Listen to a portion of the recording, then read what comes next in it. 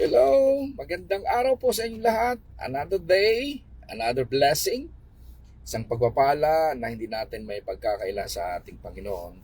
Sa atin na tayo naririto na naman, tumihinga, gising. At nadoon na patuloy na paggabay ng Panginoon. Kumusta na po kayo mga kaibigan, kapuso, kapamilya, kapatid, kapananampalataya? Oh, tunay nga po na ito ay isang mapagpalang araw. Ito po si BJA, nagsasabing, be joyful always, stand up tall, for life is short, so live it all. So, isang araw po ng pasasalamat, lalo na sa akin, na itong araw na ito. Ngayon ay July 1, so another blessing. At kahapon, yung last day of June, which is very important sa aking buhay, mga kapatid. No?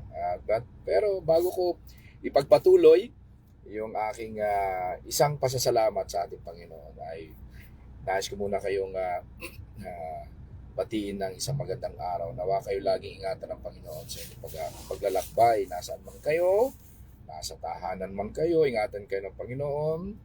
Napasok kayo sa trabaho, nakasakay kayo sa sasakyan, sa bus, nawa ay pag-ingatan kayo ng Panginoon. Mga kapatid, gusto ko lang pong i-share sa inyo yung kabutihan at katapatan ng Panginoon sa aking buhay. Lingid sa inyong kalaman, ako po ay isang kidney transplant.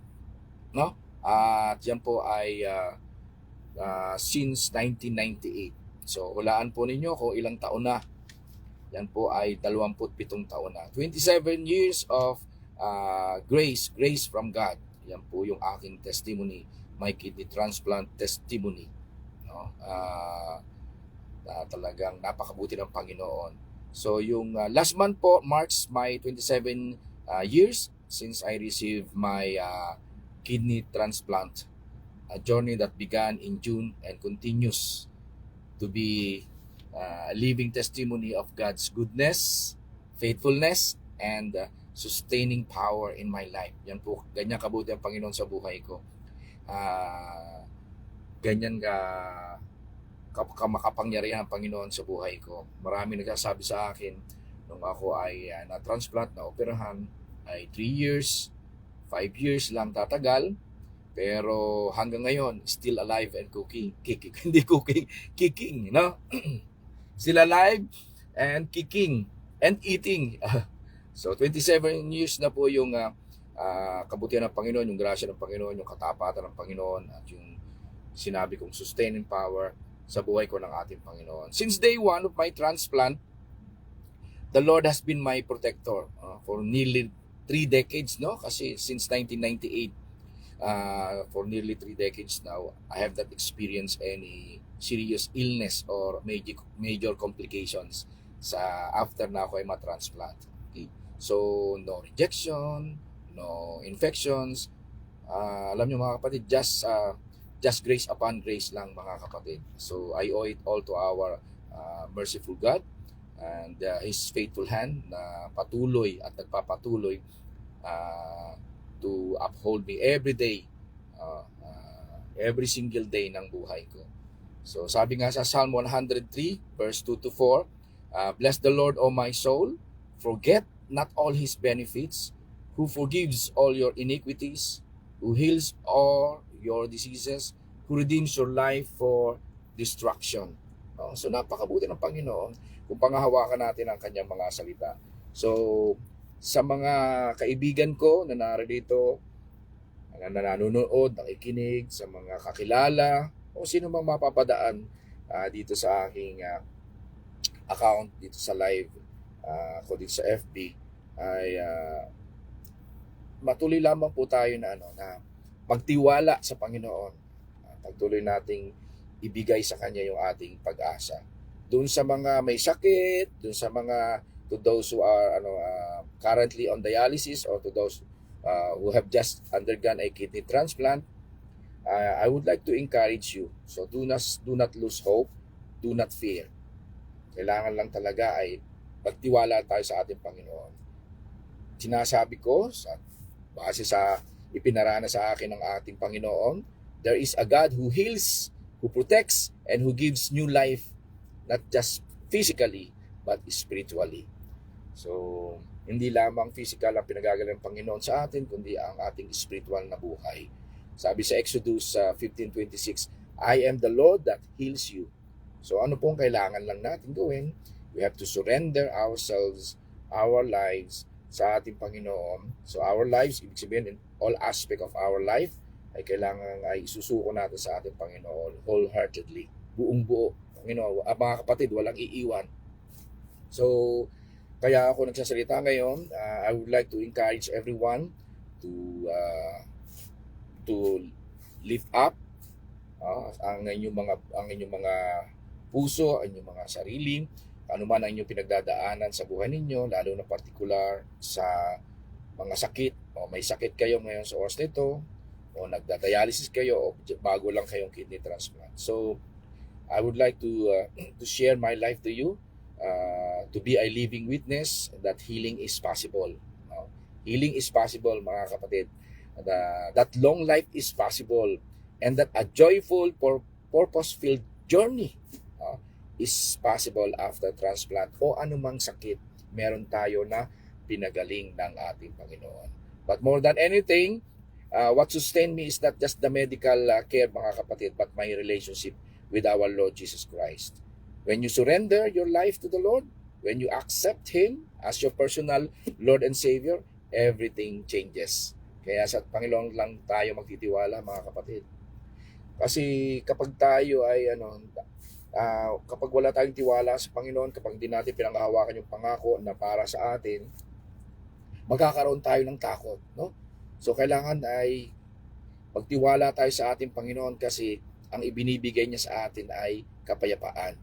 At yung peace na yon replaces our fear, mga kapatid. Faith, at sa pananampalataya natin, faith replaces doubt. So ano yung agam-agam sa buhay natin? And then, yung pag-asa, sinasabi natin hope. Hope rises even in the darkest valleys. Ayan po yung sinasabi sa Jeremiah 30 verse 17. But I will restore your health and heal your wounds, declares the Lord.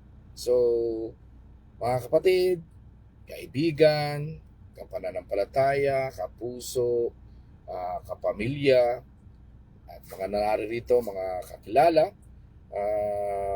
lalo na yung ating mga kaibigan dyan, to those in the hospital bed, to the family members praying for a loved one, to the ones waiting for a transplant, o anumang procedure na gagawin sa inyong mga sakit, kung ano man yung naranasan ninyo, God sees you. Again, God sees you. Nakikita tayo ng Panginoon.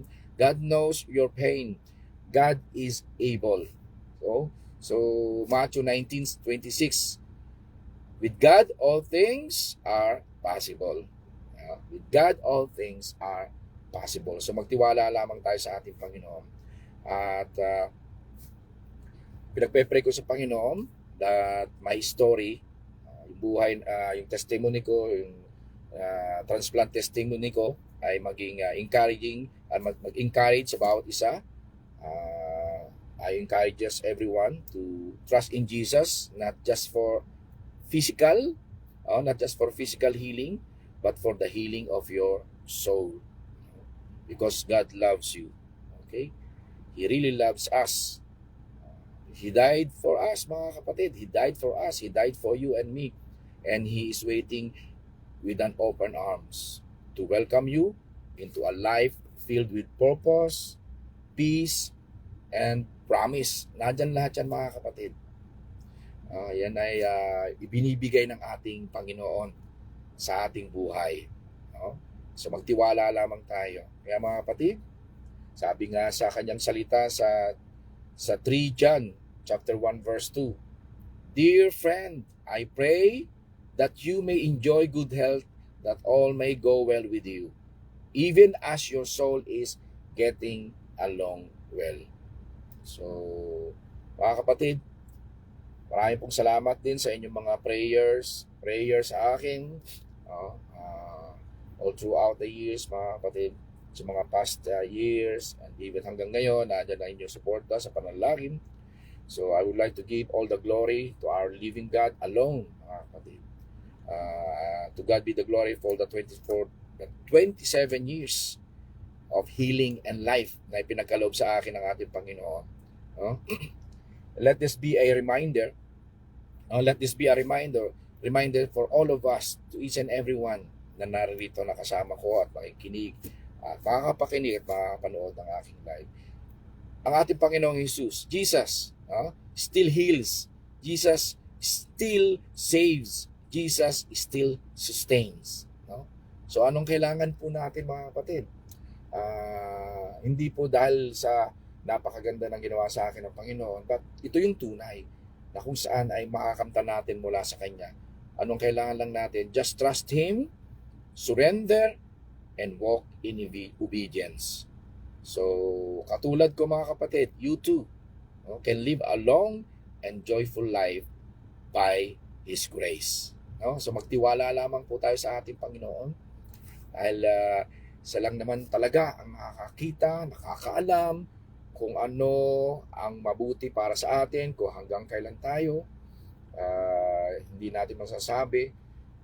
Sila, ang Panginoon lang nakakaalam. At yung ating pangangailangan, alam ni Lord din yan. So God sees us, mga kapatid. So magtiwala lamang tayo sa ating Diyos na buhay. Kaya, mga kapatid, patuloy lamang po na isuko natin ang ating sarili sa Kanya. Huwag po tayong mawala ng pag-asa. Kasi ibigay natin sa Panginoon yung pag-asa sapagkat siya ay ang ating Diyos na buhay. Okay, mga kapatid, maraming pong salamat at shout out to Elder Angelo Parica na nasa Pilipinas, kay Sister Neri.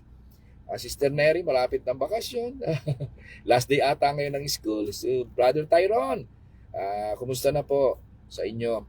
Yan po, nandiyan po ang ating mga kapatid. Ang aking kapatid na si Jasmine ay nanonood din sa oras na ito. And then kay Pamela, kay Yula Bascos Inverga, nanonood din sa atin. Ayan, praise God. Salamat po sa inyong mga buhay. At patuloy lamang tayong umasa sa Panginoon at magtiwala. Napakaganda kung araw-araw, paggising pa lang natin sa umaga, pagbangon natin, magpasalamat na tayo sa Panginoon. Kasi ang Panginoon ang siyang may hawak ng ating buhay. Ano man ang pinagdadaanan natin o pinagdadaanan ninyo, ay pagkaloob niyo yan sa ating Panginoon. Kasi si Lord ang bahala. Anong kailangan lang natin? We have to trust Him. No? We have to put our hope in Him. We have to have faith in Him at wala dapat tayong doubt. Anong kailangan natin? Be submissive and be obedient. Kasi ang Diyos natin ay Diyos na makapangyarihan. He is really faithful. He is our God who is immutable. No? A God who doesn't change. And ang ating Panginoon, alam lahat yan kasi siya ang ating omniscient God. Siya rin ang all-powerful God, omnipotent God. At siya ang ating Diyos na nasa lahat ng dako. So nasaan man tayo, nandun ang ating Panginoon because He is omnipresent. And with God, all things are possible. Amen po ba? So mga kapatid, marami pong salamat sa inyong pagsama sa akin sa kaunting minuto ng aking transplant testimony, kidney transplant testimony. 27 years na po ako na transplant case. Maraming salamat sa kay God, sa aking kapatid na nag-donate, si Jusel. Siya po yung nag-donate sa akin ng kidney. Si Jusel Arojado o Silgito Arojado pangalan po niya. Nasa Pilipinas na po siya. And thank God for his life na ipinagkaloob sa atin. At siya po ay kusang loob na ipinagkaloob niya ito sa atin upang gamitin siya ng Panginoon to extend my life here on earth. Na talagang sa Panginoon lang natin dapat ibigay pagpasalamat. So, mga kapatid, ano man ang hamon ng buhay, whether nasakit man yan, mga pagsubok man yan, just keep on trusting God. Put our hope in Him because our God is always there. He will never leave us nor forsake us because God loves us so much. Ang kailangan lang natin ay isuko ang ating sarili. Again, hindi lamang physical na aspeto, ang binibigay ng Panginoon, di lamang to heal our emotionally, even spiritually, ay nandiyan ang Panginoon. Kailangan lang natin na we have to fully surrender ourselves, our life sa ating Panginoon. At tanggapin siya bilang Panginoon at tagapagligtas ng ating buhay upang magkaroon tayo ng kaligtasan at buhay na walang hanggan. Hindi po natin, sinasabi ko ulit mga kapatid, hindi po natin sigurado ang ating buhay. So, ipagkatiwala lang po natin ito sa ating Diyos na buhay, Diyos na makapangyarihan, at isuko ito sa ating Panginoong Hesus na siyang nagbibigay ng buhay na walang hanggan because He is our Savior and our Redeemer. Again mga kapatid, marami pong salamat sa inyong pagsama sa araw na ito at patuloy kayong pagpalain ng Panginoon. Patuloy na gabayan at ingatan. Patuloy lamang na kayo ay patuloy na buhusan ng pagpapala na ayon sa kanyang kalooban. At sa mga pagpapala na ito na ating mga kakamtan, lagi nating ipagpasalamat sa ating Panginoon. So again, sabi sa 1 Thessalonians 5:16-18, be joyful always, pray continually, give thanks in all circumstances, for this is God's will for us in Christ Jesus. Again mga kapatid, ito po si BJA, nagsasabing be joyful always, stand up tall, for life is short, so live it all. Again, God bless everyone. See you next time and be blessed all throughout this whole day and the next couple of days sa inyong mga buhay. God bless! Thank you!